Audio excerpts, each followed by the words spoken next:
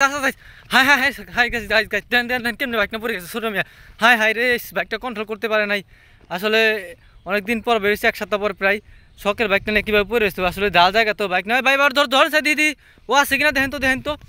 মানে কাহিনী হচ্ছে কেউ বাইক না বাইর হয়েছে এদিক দিয়ে, আমি ওরা বলছি যে তুই ই করিস না, এদিক দিয়ে যাইস না, তারপরও ওই দিক দিয়ে বের হয়েছে। আসলে দেখেন কেমনি বাইক নিয়ে পড়ছে। আসলে পড়ার মূলত উদ্দেশ্য কি জানেন? এই যে দেখেন কি রাস্তাটা, কি ডাল। যখন ইন্দা ও বাইকটা দিচ্ছে, চাকাটা স্কিপ করে সম্পূর্ণ পড়ে গেছে। ওই যে ব্যথা হয়েছে, ভালো ব্যথা হয়েছে। ছোট মেয়া কইলাম যে বাইক আস্তে আস্তে চালানো জুড়ে না, কই বাইক নামাই দিচ্ছে। দেখেন ওর অবস্থা কি দেন। বাইকটা শখের বাইকটা, আল্লাহ আল্লাহ ওরে আমি বাইকটা দিচ্ছি আর চালানো শিখাইতেছি, কীভাবে বাইকটা পড়ে গেছে। গাড়িটা তুলো চাই দেহ চাই।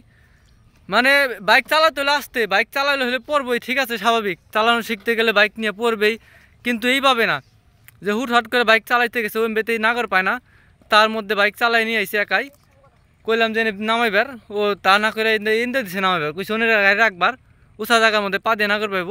ওইখানে দেয় না, এই যে ডালের মধ্যে গাড়ি ফালাই দিচ্ছে আর পা দিয়ে নাগর পায় নাই, পড়ে গেছে।